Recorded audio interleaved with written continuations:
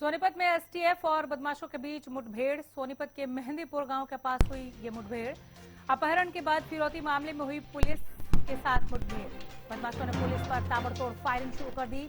जवाबी कार्रवाई में 2 बदमाश घायल भी हुए हैं। 5 की गिरफ्तारी की खबर है।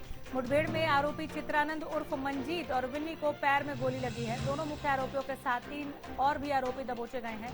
पुलिस ने हथियार और बोलेरो गाड़ी बरामद की। घायल दोनों बदमाशों को नागरिक अस्पताल में एडमिट कराया गया है। झज्जर में बीडीएम कॉलेज के मालिक के बेटे का अपहरण का यह पूरा मामला, जिसके बाद अपडेट पहुंचा रहे हैं।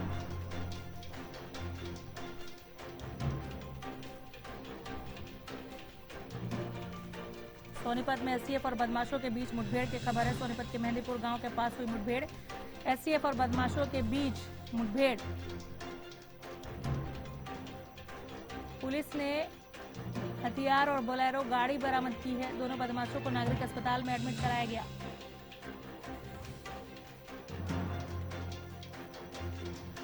सोनीपत में एसटीएफ और बदमाशों के बीच मुठभेड़। आरोपी दबोचे गए हैं। जिनके नाम है मुठभेड़ में, उनके अलावा 3 अन्य आरोपी भी दबोचे गए हैं। इनके पास से हथियार भी बरामद हुए हैं।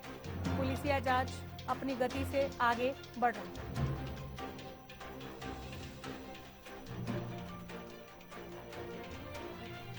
घायल दोनों बदमाशों को नागरिक अस्पताल में फिलहाल भर्ती कराया गया है, जहां की तस्वीरें आपके सामने हैं। झज्जर में बीडीएम कॉलेज के मालिक के बेटे के अपहरण का यह पूरा मामला।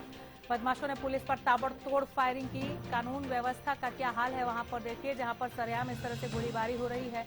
बहरहाल इस पर्टिकुलर मामले की अगर हम बात करें, पुलिस ने धर दबोचा। इनके अलावा 3 अन्य आरोपी धरे गए हैं। एक बोलेरो गाड़ी बरामद की गई है। कुछ हथियार भी पकड़े गए हैं। सोनीपत में एसटीएफ स्पेशल टास्क फोर्स ने ये एक्शन लिया है। बदमाशों के बीच मुठभेड़। स्पेशल टास्क फोर्स और बदमाशों के बीच मुठभेड़ की खबर। लाजपत जुड़ गए हमारे साथ ज्यादा जानकारी के साथ। लाजपत, क्या हो रहा है ये सोनीपत में? कानून व्यवस्था का ये हाल है? बिल्कुल, देखिए अनामिका, लंबे दौर से जो कहीं ना कहीं जो पुलिस की और बदमाशों की मुठभेड़ दिखाई देती है, लेकिन अनामिका आप समझ सकते हैं कि अपराधी जो है उनके पैर में गोली लगती है। ये अजीब खेल है पुलिस का। लेकिन इसमें सबसे बड़ी बात यह है कि जो बच्चा जिसको अपहरण किया गया था, 5 करोड़ की फिरौती मांगी गई थी। अब हरियाणा पुलिस जो है वो कहीं ना कहीं इस बात से जरूर नजर चुराती हुई नजर आई है कि सोनीपत की पुलिस ने मुठभेड़ में कामयाबी हासिल की है, या बहादुरगढ़ की पुलिस ने की है, या झज्जर की पुलिस ने की है। अभी मामला दर्ज हुआ नहीं है। देखना यही होगा कि किसकी जो लाइन में ये मामला दर्ज होता है। लेकिन अजीब खेल है कि पुलिस जो है और बदमाशों की मुठभेड़ में सिर्फ पैर में गोली लगती है, जबकि उनका आपराधिक जो है वो पुलिस के पास सारा खाका होता है। लेकिन अजीब खेल देखा जाता है। ये अजीब खेल इसलिए कहा जाएगा कि बदमाशों की और पुलिस की मुठभेड़ होती है और पैर में गोली लगती है। ये अजीब खेल कहा जा सकता है। लेकिन इस तरीके की जब वारदात होती है तो कहीं ना कहीं आम आदमी इस बात को जरूर, राहत की सांस जरूर लेता है। पुलिस की पहल इसको अच्छी भी कहा जा सकता है एक तरफ से, क्योंकि बदमाशी से पूछताछ भी की जाती है। कानूनी काफी तेज होते हैं और पैरों में गोली मारकर उनसे पूछा जाता है। अभी इसमें 2 आरोपियों के पैर में गोली लगी है। 3 को हिरासत में लिया है। जैसे कि पुलिस ने बताया कि कोई गाड़ी जो है वहां से गुजर रही थी, जबकि उसको रोकने का प्रयास किया तो आपसी मुठभेड़ हुई। तो आपसी मुठभेड़ में 2 के पैर में गोली लगी और 3 को वैसे हिरासत में लिया। यानी कि कहा जा सकता है कि 5 बदमाशों को पुलिस ने हिरासत में लिया है। अनामिका, लेकिन इस तरीके की वारदात जो है हरियाणा में रुकने का नाम नहीं ले रही है।